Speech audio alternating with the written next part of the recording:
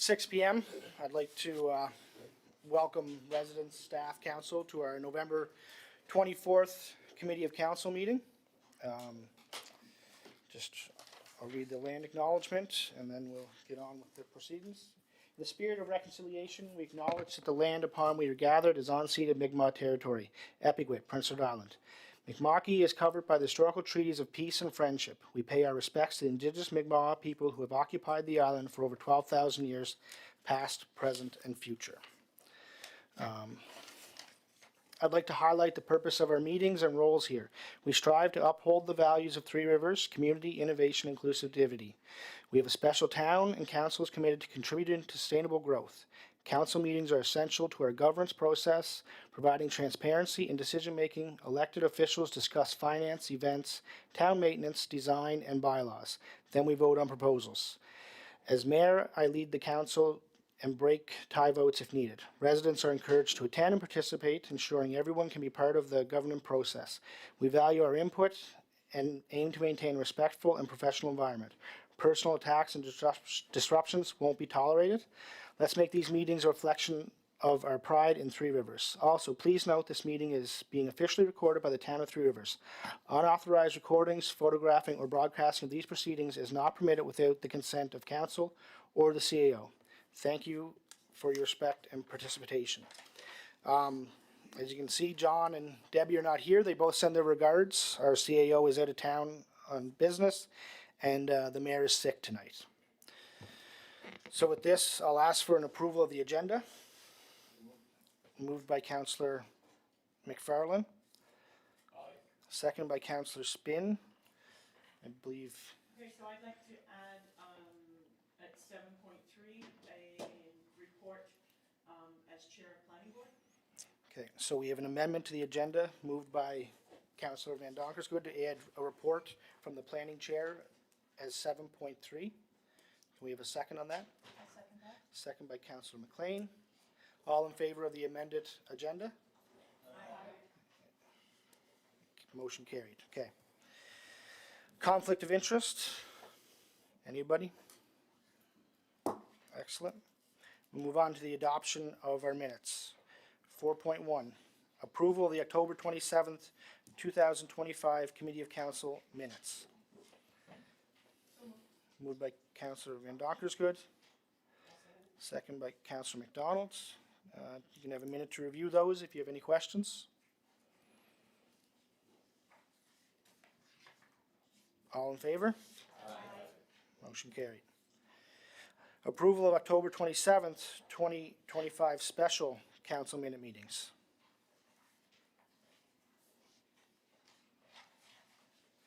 Moved by Councillor Van Donkersgoed. Second by Councillor Martina. All in favor? Aye. Excellent. I guess this is where you have any questions or comments from those minutes. Okay. Move on to section 6, presentations and delegations. We have 3 speakers here tonight. Council values your input. Registered speakers are allotted 5 minutes to present their views. During the presentation, council members will not engage in dialogue or debate, but may ask questions afterwards. To ensure productive and respectful discussion, speakers are encouraged to maintain a professional tone, avoid personal attacks, and focus on the matters within the jurisdiction of the municipality. While a speaker is presenting, all other in attendance must remain quiet and seated to allow the speaker to be heard clearly.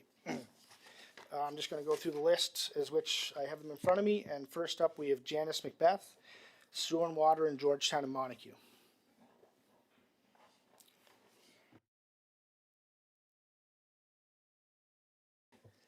Good evening. Can you hear me, Deputy Mayor? I can hear you. Okay.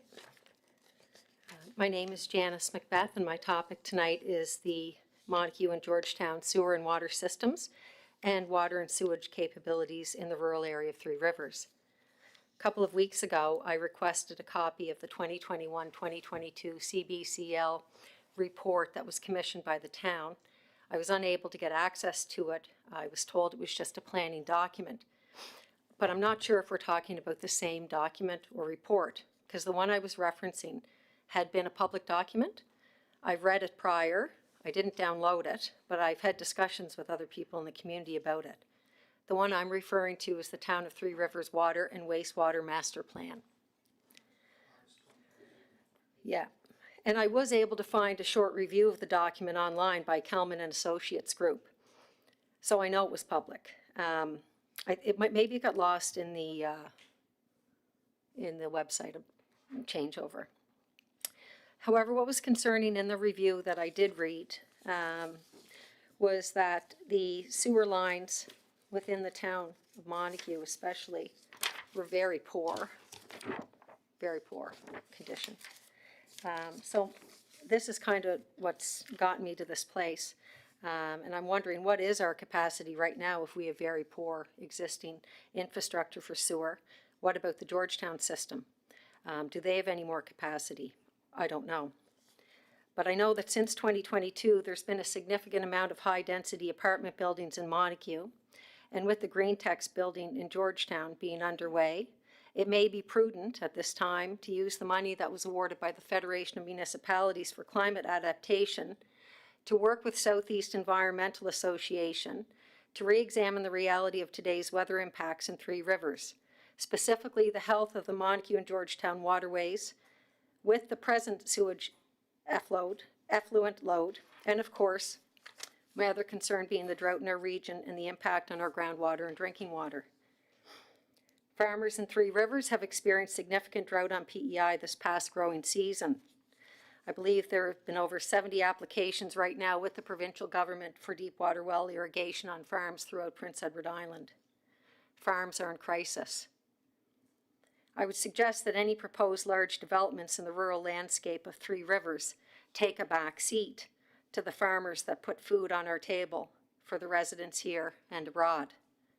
In particular, any further large developments within Three Rivers should undergo a complete environmental assessment in order to ensure residents and farmers can have confidence that they will have water in Three Rivers in years to come. Some island communities this year asked their residents to conserve water to make sure they have enough water in their watersheds. The town of Cornwall today, so says CBC, is building a water tower. And Hazelbrook also has forever chemicals in their drinking water. Water is a big concern for all of us. We need to get ahead of the trend. Do we need a water tower in the future? And is our watershed safe from forever chemicals? Not sure.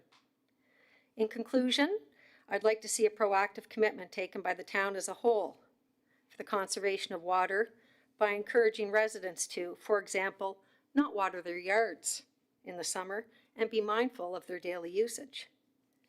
I'd also like to see a review of the sewer lines within our respective towns that are in need of replacement, and prior to any more hookups on the system, have these lines repaired before homeowners experience unnecessary damage to inside their properties.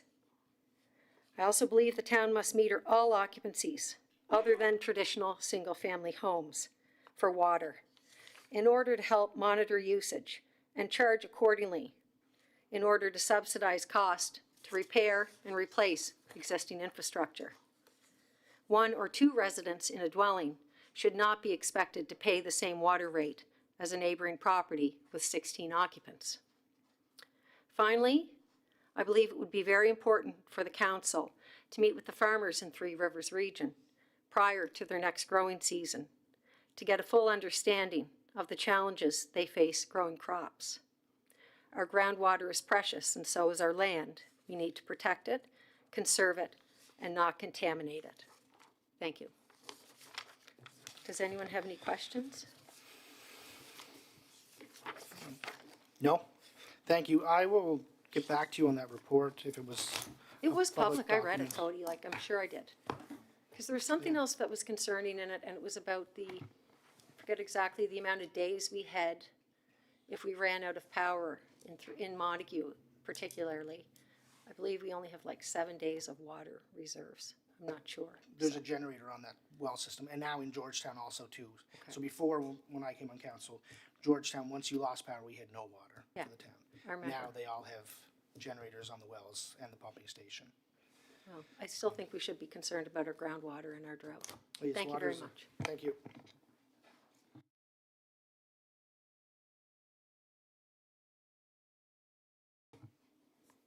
Ray Brow, presentation on trails.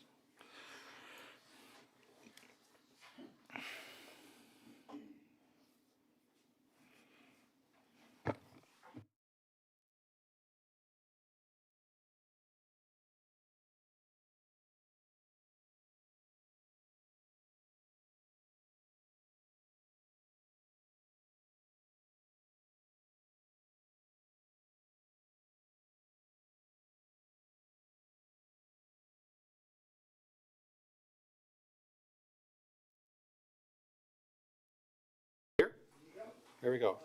All right.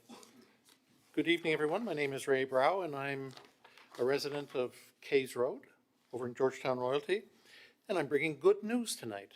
Really, really good news. I'm going to read because I know I only have a 5-minute time, and if I don't stick to a script, I may go on a bit. So, Mayor, councillors, thank you so much for the opportunity to speak this evening. I'm here tonight for 2 exciting reasons. Beyond simply being an enthusiastic supporter and daily user of our amazing trail network. First, over on Kays Road, something truly special is happening. A brand new connector trail is being completed. I thought that by tonight it would have been done, but for some reason Cardigan Excavators haven't completed it. We're like 12 hours away of work to complete this new parking lot and a connection into the trails in behind the Brudenell campground. For the first time ever, people walking, jogging, or biking can travel safely and continuously from the Brudenell Resort to Georgetown. No more travel on the Speedway, officially known as Route 3. This is a major leap forward for active transportation in Three Rivers, and it has not cost the town a single dime in infrastructure or maintenance expenditures. Second, someone who's played a huge role in shaping the trail experience across the community has just retired, and tonight is the right moment to publicly thank her. But before I continue, I have a question. If you had a guess to how many kilometers of trails exist within the town of Three Rivers, what would your estimate be? Now, I know you can't answer this question, but you could hold up fingers. Is it 10 kilometers, 20 kilometers, 30 kilometers? How many kilometers do you think exist within the town of Three Rivers? How many fingers? Any more? Any more guesses? 33. My. Now, here's the big reveal. Three Rivers has more than 84 plus kilometers of trails, including some smaller gems. We are the most trail-rich small municipality in Atlantic Canada. So, what's underfoot? Confederation Trail, 37 kilometers inside our town. There's 18 towards Mount Stewart from Cardigan, 9 kilometers from Cardigan towards Georgetown, 10 kilometers from Cardigan Junction into Montague. Then there's the Cardigan Forest Trails. Those are the trails in behind the ball field and the liquor store. 13 kilometers are in there now. It started with 6 or 7. They just added another 6. The Brudenell River Provincial Park, multi-use trails. There's 7 kilometers in there, and that's the one I just started by talking about that we're connecting to. Then you have the Winter Groom Trails, which are within the golf course. Dunderave and Brudenell groom their golf cart paths, and we have about 15 to 18 kilometers of those trails. We have the Harvey Moore Wildlife Sanctuary, 3 kilometers. Roma has 4.5 kilometers. The Valleyfield Demonstration Woodlot, 2 kilometers. Additional assets not included in the 84 plus kilometer total, the Isthmus and the Brudenell Islet trails. If you go around the Brudenell Island, there's a bunch of trails. The designated equestrian routes near Brudenell River and Norton's Creek. Lovely in there, absolutely fantastic this time of year. If you have to walk your dog, there are no horses, there are no people. It's great. Now, coming up, the Divine Nine Disc Golf Course under redevelopment. More trails soon to come there. And at Holland College and Georgetown Clean Tech Center, there's very high quality multi-use active transportation trails that don't connect to these other trails. I'm going to speak to that in a moment. Our trail network is the core infrastructure supporting health, wellness, tourism, resident attraction, connectivity, and environmental goals. Now, this is the point where I want to recognize somebody super special in the trail network of Prince Edward Island, Ruth DeLong. This is Ruth. Ruth just retired after 30 years of looking after Confederation Trail. And Her work has been incredible, and she's practically planted a forest along the trails as well, because she's out with her crew, and they've been planting the appropriate trees along Confederation Trails. So a very big thank you to Ruth. And I want to make a public display here. I'm going to give her a thank you card and a small gift of bubbly. She didn't know this was coming. Her dedication and passion have shaped every kilometer. Ruth DeLong was the Trails Community Relations Coordinator for PEI Parks. In her role, she was responsible for trail maintenance, interpretive panels, Hey, and Ray. ecological management, such Excuse as me. planting. We timed up. Oh, I know, and I know it's good news, but I just treat everybody the same. that's fair. Thank you for your report. That's great news to hear. I think I none have of an us ask. probably realized how many there was. Sorry, I have an ask for council that I was going to wrap up with. So can I give the ask? And I want to show you something. You can pass that around. I have one for the other side.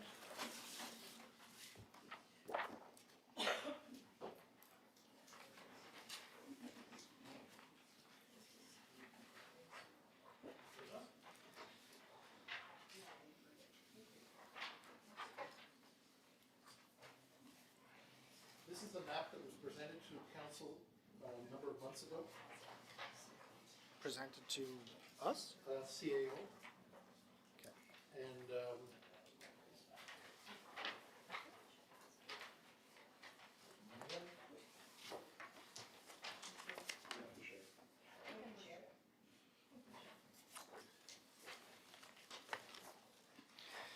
Okay, thank you. We'll any questions, anybody? take that under advisement. Anyone have any questions, concerns? I also have a gift. This is a map of Confederation Trail. Martina, you have a question?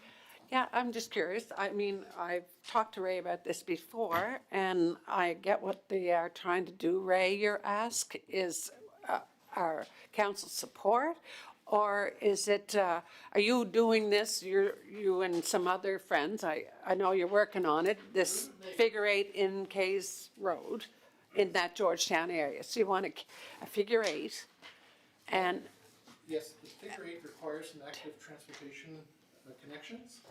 And this is being done in conjunction with Cycling PEI. Yeah. This is not an individual venture. The map was done by two neighbors, one of Yeah. whom is present, Grace Cressman. yeah, She made the presentation earlier this year, and Marie Levy, who actually drew the map, but Marie can't be here tonight because her grandson just yesterday was phoned and told he was being awarded a C on his hockey team. And of course, the grandmother had to go tonight to the hockey game to see the C being Yeah. awarded, otherwise Marie would be here. But this is a neighborhood, part cycling PEI initiative. And the reason we put these asks like this, some of them are very easy, but when you want some connections for active transportation, you need the nudge of the town. You can't have, we're asking a nudge of the town, and some of those asks can be fulfilled by Confederation Trail people, Ruth just told me tonight, but it helps to have a nudge of the town.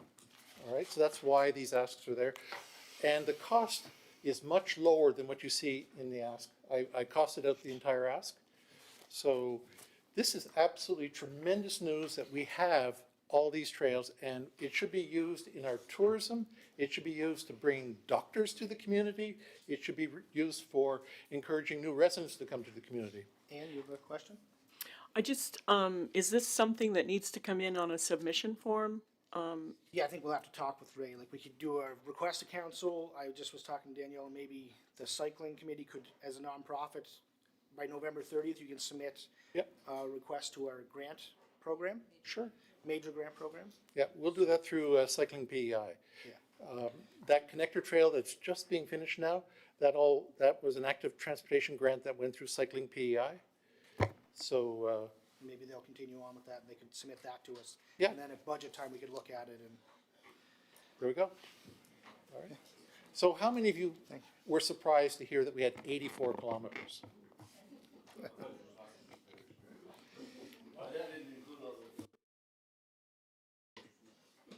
Anyways, it's a good news story. thank you.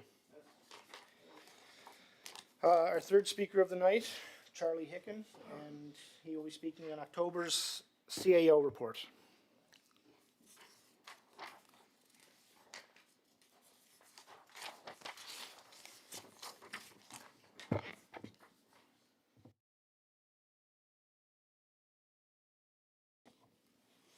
Good evening, Charlie Hicken.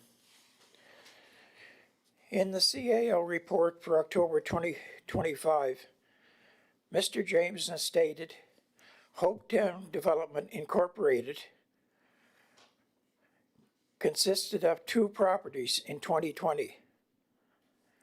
However, it is really Hopetown Development Corporation of 228 Queens Road, Montague, and they had actually purchased 10 properties for $1.2 million. These properties had been purchased the previous year for $840,000.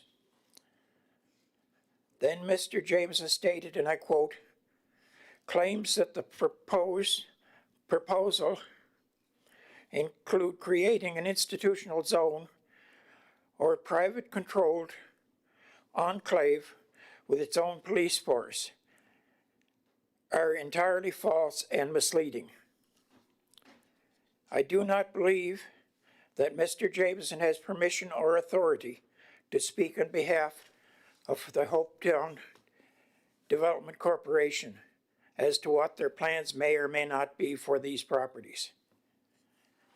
I take a personal interest in this as one of the properties is within a couple of 100 feet of my own home. I do not also think the CAO's job description should include responding to social media posts. Thank you. Anybody have any questions?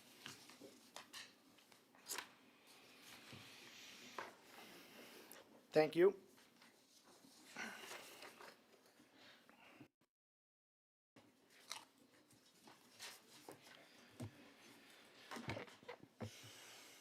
Move on to 7. 7.1 is the Cardigan Village Fire Department report. It's in your package there. I'd just like to kind of touch on their first paragraph, and I'm sure many of you know, but our fire chief in Cardigan is battling some serious health issues, and I'd just like to ask people to send their thoughts, prayers, and we wish him a speedy recovery. I know he's worked very hard for a lot of things that are commented in the report. I know he's passionate about it, and I know a couple of things that he's been working on for a couple of years. The fire truck, the expansion and stuff are coming to near being done or started. So we'll move on to Emergency Operations Center Coordinator, an update from Raylyn. I believe you guys were all given a copy of her report here just at the start of the meeting.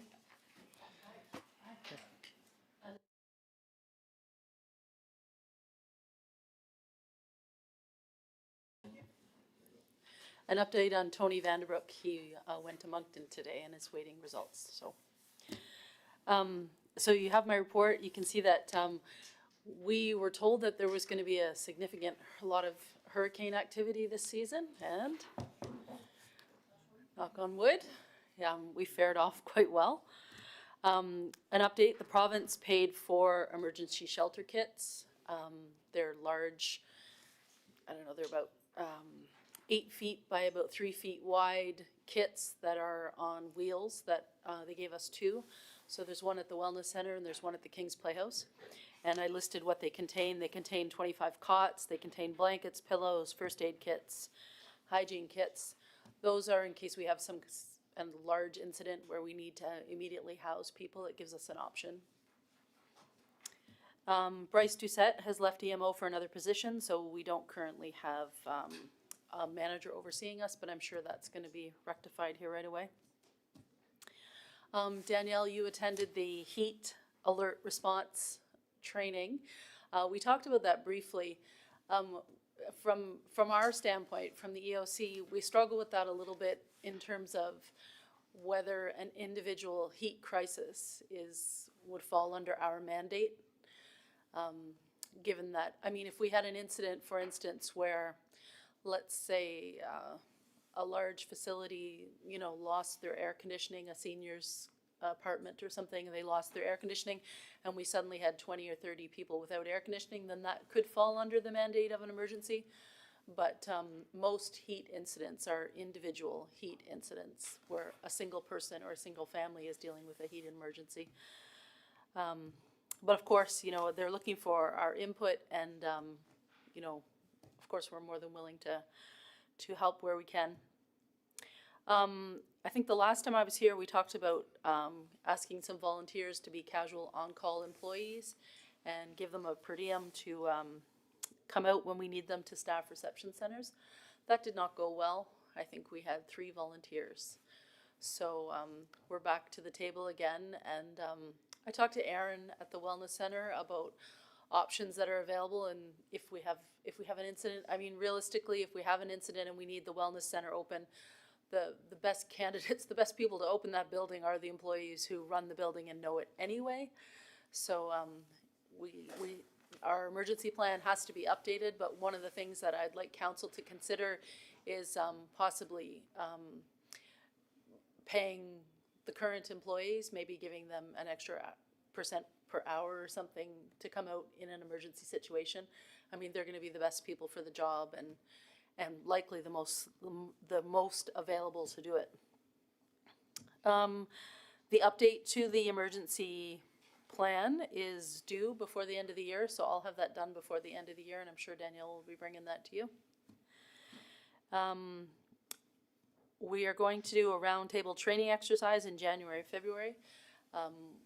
So of course that's open to anybody who would like to come and participate. We're just gonna have an emergency scenario and discuss how we would address it and what we would do. That's it, unless anybody has any questions. No, thank you. Yeah, volunteers, it's tough to get, and I think especially in this case.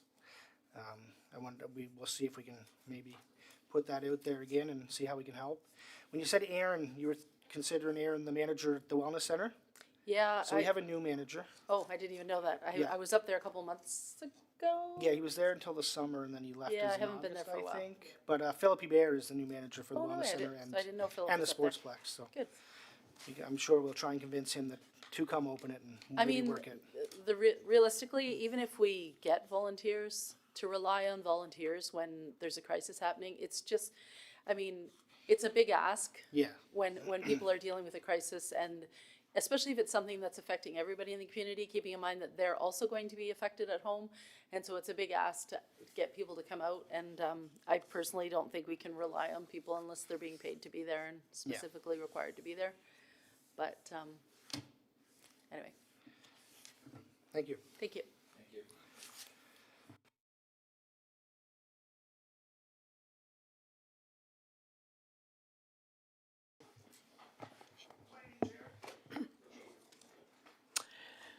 Thank you. So I just would like to, as my role as planning board chair, I'd just like to update council on a meeting that I had with Minister Deagle concerning our bylaw amendments.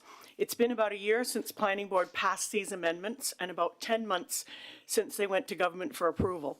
First, Minister Myers and now Minister Deagle have refused to sign off on them, so I requested a meeting with the minister to ask why. Just to recap, these amendments came about for 3 reasons. The first was housekeeping, correcting minor numbering issues and format. The second was correcting some things we missed, like the fact that right now you have to go through planning board and council if you want to have a 120-day permit for a trailer or to have a building in your front or side yards. These are minor permits and should be done at desk level, saving time and money for the town and the residents. The third reason for making the adjustments was to qualify for monies through the Federal Housing Accelerator Fund. For example, as part of the requirement for density, we proposed that we could have panhandle lots. During the extensive review process, a number of residents expressed concerns about different areas of our bylaws, and they were taken seriously and considered by Planning Board. One such concern was what is and what can be built in our institutional zones. Some residents felt that the development in these zones should be more transparent. Planning Board's response was to propose amendments that would allow only very minor additions to these zones without going through the public process of Planning Board and Council, and further, to not allow any permit at DES level. In my mind, this was a very good response for the residents' concerns. So after a number of meetings and many hours put in by Planning Board, staff, and council, and after 12 opportunities for public input, we sent off the proposed amendments to the province. Provincial staff had no concern about our process or content and recommended that the minister sign off on them, but neither Minister Myers nor Minister Deagle will do this. Minister Deagle said that he had concerns from residents over the name of the institutional zone and would not sign it until it was changed. My answer to that is what happened between May 2023 and now. In May 2023, when our town's first official plan and bylaws were signed by then Minister Lance, now our current Premier, there was no mention of this as being an issue. It appears that a few residents have the ear of the minister and have convinced him to go against the town's planning board, council, and staff, and against the advice of his own department, and refuse to sign our bylaws. I feel the disrespect on a personal level and on behalf of the many people who are trying to move forward to continue making Three Rivers a great place to live. There's nothing further I can do in my role as chair of planning board or as a councillor to move this process ahead. It is up to the minister to do the right thing and sign our bylaw amendments. Thank you.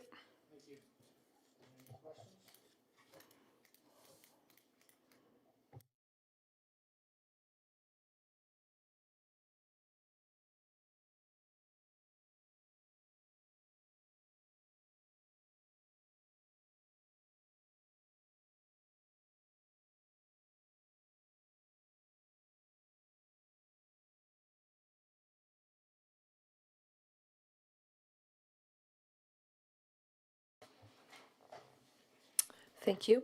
Under the Municipal Government Act, the council must set its meeting schedule for the coming year.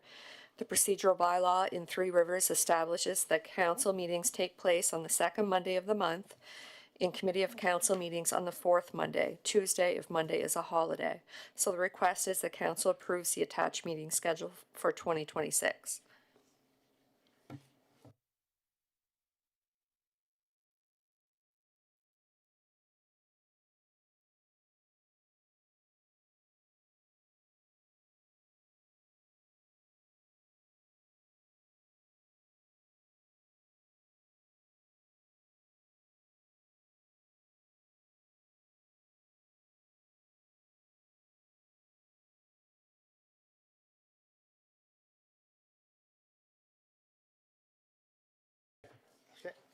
Okay. 8.2, request for decision 25-41, Town of Three Rivers Town Mascot. I'll turn this one over to our Manager of Community Service, Dorothy McDonald. Thank you, Your Worship. As Three Rivers continues to grow and evolve, it's an opportune time to explore new ways to foster community spirit and engagement. We are requesting Council consider initiating a public call-out for submissions to help develop a mascot character that reflects the unique character and values of our town. Mascots are more than just fun or symbolic figures. They serve as powerful tools for community building and identity. A well-designed mascot can become a recognizable and memorable representation of the community.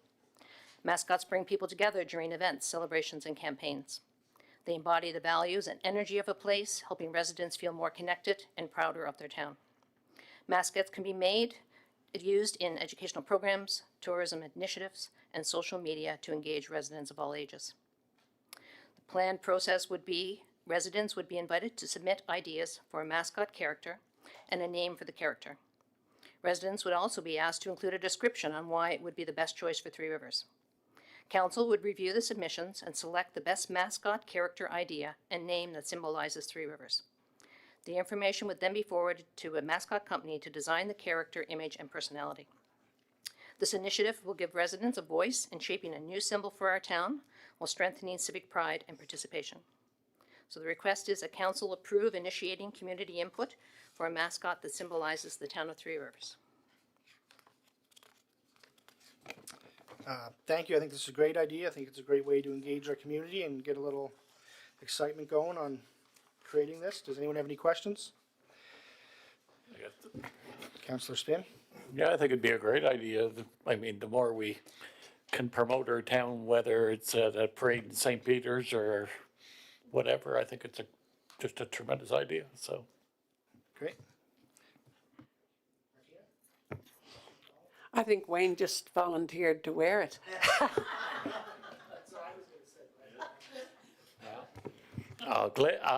I'd gladly do anything to make this town better each and every day. And, you know, we have somebody sitting in our gallery who has done previous jobs of being a mascot. And, you know, I think his name is Derek Nicholson, so.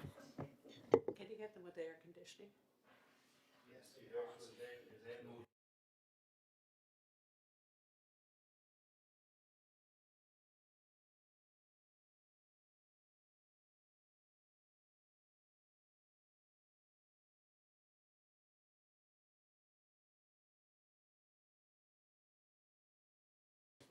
Thank you, Your Worship.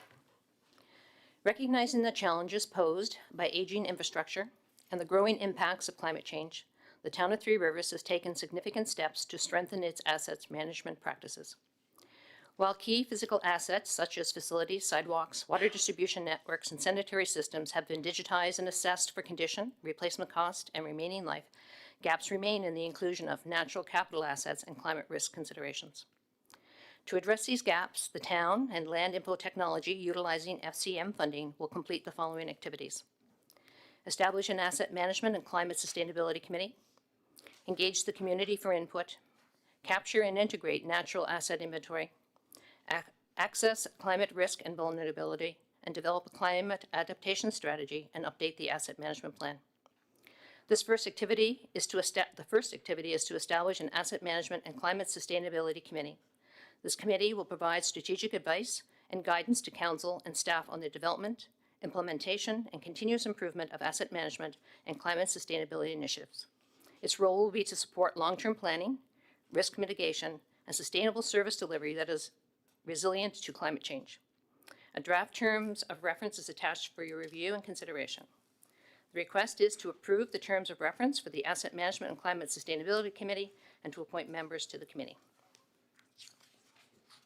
So if you guys look there, we have the terms of reference.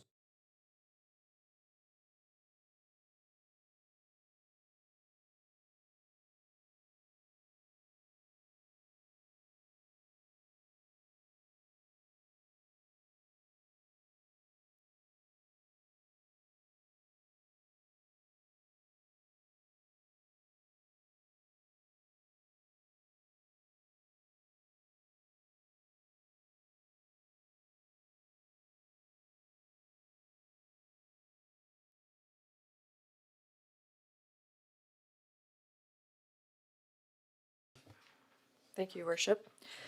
Social media is now a central part of our daily communication, and while it offers opportunities for connection and information sharing, it also carries risks for organizations if staff conduct online is not guided by clear standards. A dedicated policy will help ensure that our employees' use of social media reflects the professionalism and integrity expected of our municipality. Key reasons for adopting this policy include protecting the municipality's reputation, reducing risk of legal or privacy breaches, promoting consistency and fairness, supporting staff accountability, aligning with best practices in HR governance. This policy would provide clear guidelines to ensure that online activity does not compromise the municipality's values, confidentiality, or public trust. So the request is that council adopt a formal social media policy for staff as part of our human resources framework. Thank you. Everybody has a send button. Let's move it ahead. Well, like Danielle just said, Facebook is here for good. And of course, we have our own Facebook page. I don't think we should be replying to somebody's accusation on Facebook, because we are a government and we should deal with things the right way. And that's not just throwing anything out there, so. You know, because I mean, you say something, I say something, it gets blown out of proportion, so. But you mean as the town not replying to a comment on their, Well, do you think we should be actually answering town affairs on Facebook? I don't. sit there and look at what should be discussed, like, I mean, if they're replying or asking questions at a meeting time. Oh, that, Or minutes or something like that, so maybe we can refer the conversation of how we address certain comments. And I guess review this policy, this is more geared towards our staff and ourselves, I think, but. and don't get me wrong, I think, you know, with the Facebook page is wonderful. But I think we gotta watch what we put out there. And maybe how our staff replies to it. Yeah, we can take that under advisement, anything you have concerns with, I maybe bring forward to Debbie and John and Yeah, any incidents right. or examples. And we can continue to look at that. Yeah.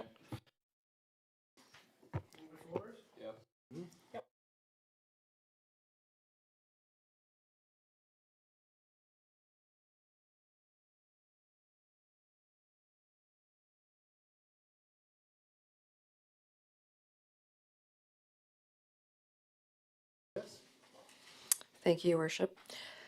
Establishing a radio and telecommunication tower protocol will allow the town to clearly communicate its siting preferences, protect sensitive areas, encourage co-location, and ensure meaningful public consultation, while supporting essential telecommunications infrastructure under federal jurisdiction. The request is to adopt the protocol as council policy for future telecommunications infrastructure requests. The policy will facilitate official plan commitments to engage in regional economic activity by creating a platform to work with the province, service providers, and neighboring municipalities.